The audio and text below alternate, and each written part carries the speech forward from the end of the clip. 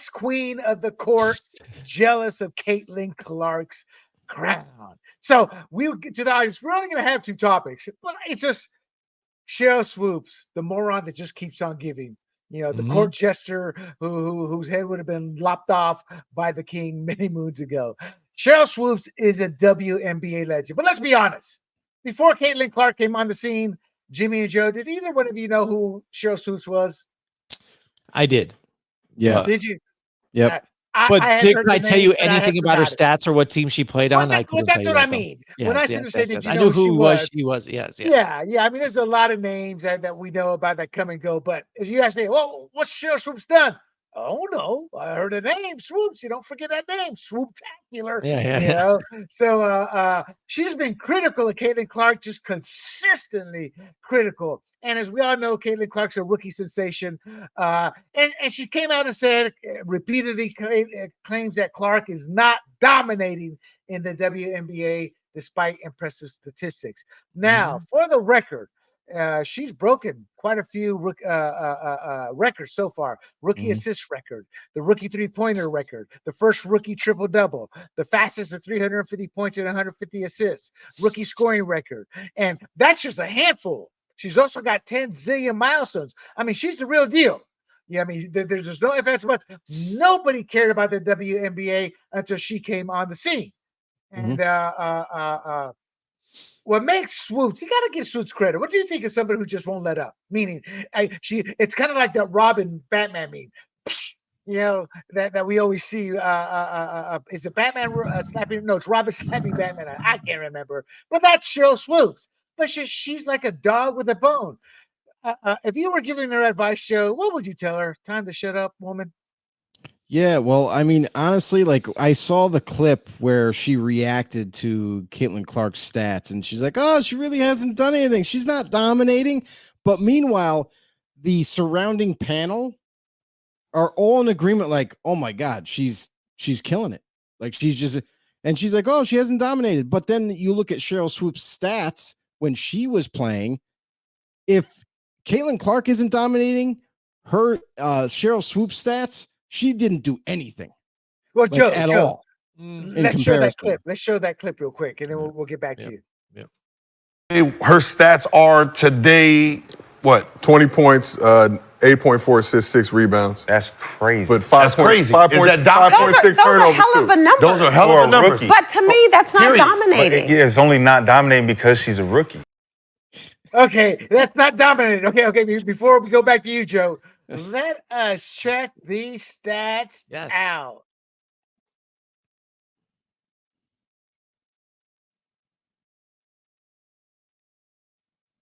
There's the stats right there. I want to give credit to Mr. Smith Marrero, Daddy, who posted this. I went and looked him up and double checked it, and he was correct on these numbers. But I wanted to give him some love there. So these are Sheryl Swoopes' numbers. Y'all can see that. 20.7, 18.5, 18.6. Clark, 19.5. Well, you can see it right there with the points per game, the assists, better in assists every season, better in rebounds per game, except for the 2000 MVP.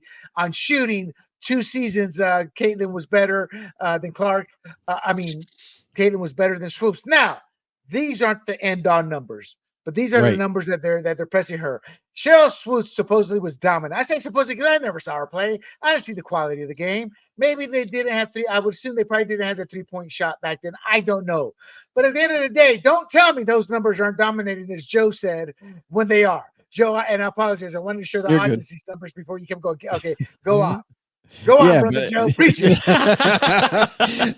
But yeah, I mean, I think it's absolutely ludicrous for Sheryl Swoopes to kind of come down on her and speak negativity towards Caitlin Clark when really, like, what you can't argue your point if your point is so wrong, but you're trying to make everybody else see your point. It just doesn't make any sense.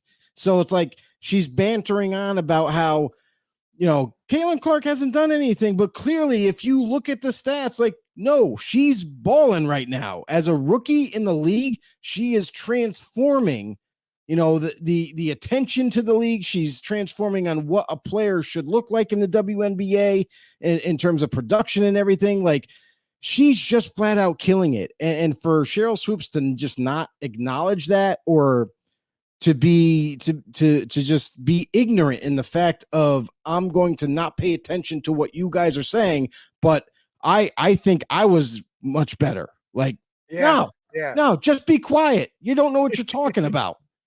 Now, Jimmy, I would put my money on Cheryl though to take her down. I mean, look at that size differential, that weight differential there. I think Cheryl take her out. I don't know. Come She here, looks woman. like she let herself go a bit. She was thinner when she was playing. I'm teasing. I'm just teasing. Yeah, I hear you. So, All Jimmy, right, so- your take on everything that Joe said and what we talked about. Or let me put it this way: is there any truth to Sheryl Swoopes' take? And let me add this caveat. In that same podcast, she came out and said that there are potential problems within that locker room, but she refused to say any names. She refused to give any examples. She just said, it kind of reminded me of the New York Times article, our anonymous sources, which really don't exist. Your take on our take on what we've said and her saying that. Well, there's two different ways to look at this. Either Sheryl Swoopes is the most modest analyst here, just saying that, well, her career wasn't very dominant either. If she's saying that, Caitlin Clark's isn't dominating, then her 3 all-star years weren't that much of a domination either. So maybe she's just taking a step back and saying, well, I didn't really dominate either. This is my numbers and I was just playing. But the likely fact is that she's just an old bitchy has-been that just can't see somebody else getting better numbers than she is in their first year in the league, when she was in the league for a few years here and moved up to those to get to those stats. And this woman's doing better, and she's white. You know what I'm saying? So I think that just digs the knife a little deeper. You know what I'm saying? Because what have you heard about this league? And when people try and defend it, keep it black and keep it, lesbian. That's your and to the audience, we're not saying that. Monica McNutt has said that. Even players like Shannon Sharp have come out and said, y'all just don't like the fact she's white. Other players have come out and said that. I think there's a racial component, but I'm not going to defend Sheryl Swoopes. But let's close this out with this portion of the discussion. I think her being Anglo is that's a thorn in Swoopes' side and a lot of other players' side. And I don't think that her being straight matters. I think that's more of the fans making an issue. That I think what it really boils down to is she's grown the game. TV viewership has exploded. Ticket sales in 5 for home games, her first 5 home games, they did more in fans attendance in Indiana Fever than they did all of last year. Opposing teams with the Fever go to their stadiums, they go, we ain't going to play in our stadium. It's too small. If I know Las Vegas did it, but I want to say maybe the Spark. There's been like 4 or 5 other WNBA franchises that have played their games. Atlanta's another one. Play their games in bigger venues. I think at the end of the day, that is what's truly driving Sheryl Swoopes more so than Monica McNutt wanting the game to remain black and lesbian. And that's fine if that's what you want, but you're not going to bring fans. If golfers had said that about Tiger Woods, we just want to keep the game white. Why rich people? Right. It's racist. But in this politically correct world, we can't talk about that. But we are talking about that because we're not afraid to talk about that. But in this case, I think it's the TV viewership, the ticket sales, the accolades, the love, the name recognition. I think for all the money, at the end of the day, these athletes that are at this professional level, they are today's Roman Coliseum gladiators. They're your take, Joe. I don't know. I don't know. I'm so tired right now. Yeah. I'll go on to this one. It's all that. Look at the most received all-star votes, 700,002. So it's that. The fans love her. She got the most, votes there for that. The game is getting bigger. It's, more ticket sales, TV viewership. Like you said, it's getting bigger because of this girl, and that pisses her off. You know what I'm saying? She feels like she was the milestone, that there should be a Sheryl Swoopes monument somewhere in the league, that they have to worship here. Like, I'm the best player that was ever in this league. And then all of a sudden this girl sweeps it and does it in one season just like that and crushes everything I accomplished.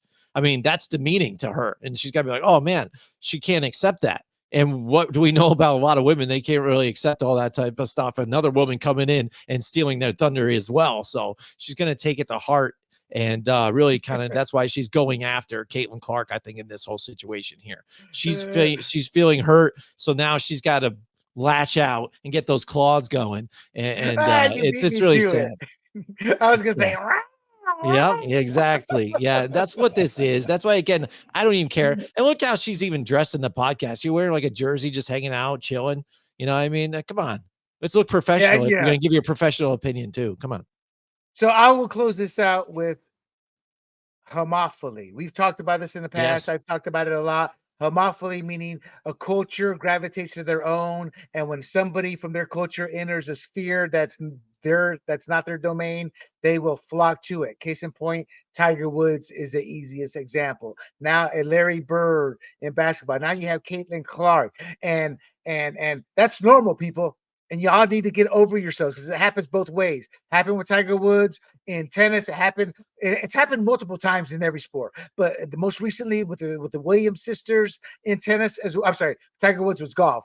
The Williams sisters in tennis. I mean, it goes all the way back to Arthur Ashe in tennis in the early 70s. Billie Jean King. I mean, everybody knew she was gay. You know, everybody the kids. So they bring these they bring these audiences with them, and that's one aspect. But I think it's the fame and the glory. Hey everybody, this is Big John from Grumblings Media, and I just want to say thank you for watching our content. If you want to support our efforts here at Grumblings Media, just smash the subscribe button right here, totally free, or just go ahead and consume more of our great content. Click either one of these two boxes.